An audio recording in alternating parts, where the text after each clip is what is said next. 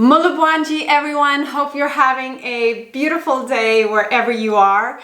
I'm sitting here with a freshly brewed pot of Zumbani tea that I'm enjoying very, very much. And indeed today I want to tell you all the wonderful things about this amazing tea, Zumbani. So in English, a lot of people refer to it as fever tree because it helps treat fever, I gather. But also some people refer to it as lemon bush. And that is because if you take the fresh leaves and you crush them, they're incredibly aromatic. They give off a beautiful lemony flavor. And Zumbani, it occurs naturally, it just grows in the wild in Africa, mainly Central, Eastern, and certainly in Southern Africa as well. And we are very, very lucky indeed in Zambia, it grows naturally here too. So Zumbani. So I have the dried leaves here, and they don't really smell of much, but when I pour hot water over it to make my beautiful tea, you get a bit of a earthy aroma. And when you taste the tea, it's definitely has a little bit of that lemony flavor. I would say a bit of a vanilla flavor, very round and smooth. Very, very pleasant to drink. You know, a lot of these medicinal herbs, they tend to be a bit bitter, but not Zumbani. This is certainly a tea that you can just enjoy for the flavor. And I don't know about you guys, but I love tea. I drink a lot of tea, especially in the cold season. I mean, I'm drinking like 5 cups a day. And because I drink so much tea, I don't like drinking regular black tea because it's a lot of caffeine, you know. So I go for more herbal teas and green teas, and I'm always looking for new delicious tasting teas that I can incorporate so I don't get bored of what I'm drinking. And Zumbani at the moment is one that I'm really, really enjoying. So yes, it has a lot of medicinal properties and we're going to get into that. But you can also just enjoy it for this smooth, round, vanilla, lemony flavor. It's a bit difficult to describe, but it's certainly not bitter, and I would just urge you to try it yourself. There's actually a study that they did where they looked at the amount of phenolic and flavonoid content of Zumbani tea, and they found that it was much higher than rooibos, which is known for these compounds. So what does that mean? It just means that Zumbani tea has very high levels of antioxidants because these compounds work as antioxidants. Why are antioxidants important?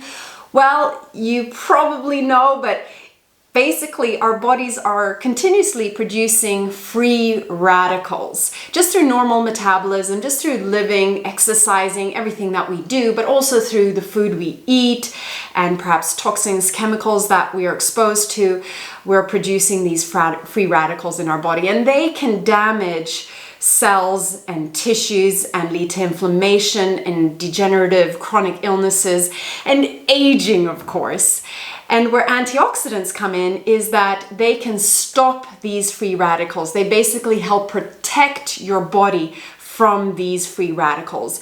And Zumbani tea is very, very high in antioxidants, so it gives that protection to your body. Traditionally, Zumbani has been used for hundreds of years to treat a whole range of conditions. But what it's probably most famous for is calming fever in malaria and influenza and treating respiratory illnesses. So like in Zimbabwe, it's been used extensively for the treatment of asthma.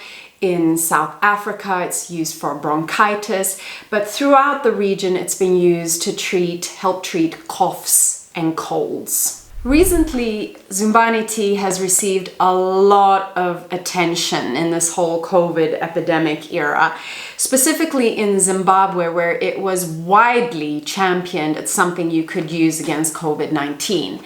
Now, certainly there are no medical studies to back this up, but if you look at how this tea has been used, or this herb has been used for hundreds of years to treat fever and influenza and coughs and colds, then, you know, perhaps if you're suffering from those kind of symptoms, it might be something to consider just to help. And certainly, like I was saying, it tastes amazing. So you can enjoy it as a tea. And if you get some of those medicinal properties, the benefits from that, fantastic. So how do you take it? Well, I generally just put it in a teapot.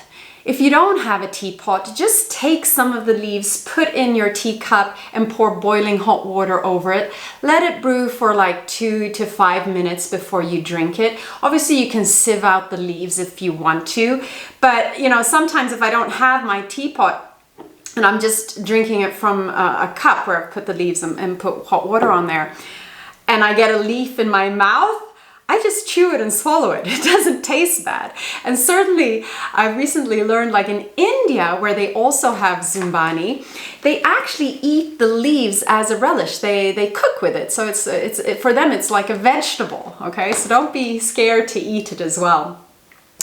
If you have a cough or a blocked nose, you can also use it by inhalation, so steaming. So then all you do is you take a pot of boiling hot water, you put the tea leaves in there, you can let it boil for a couple of minutes, and then you take it off the stove, you know, put a towel over your head and just inhale that steam from the Zumbani tea. So that really helps to open up the airways. That's the main way it's been used traditionally. So as a tea and for steaming. So if you haven't tried Zumbani tea yet, then I highly recommend that you do so, because it is really delicious and it has all those beautiful medicinal properties and antioxidants and everything, you know.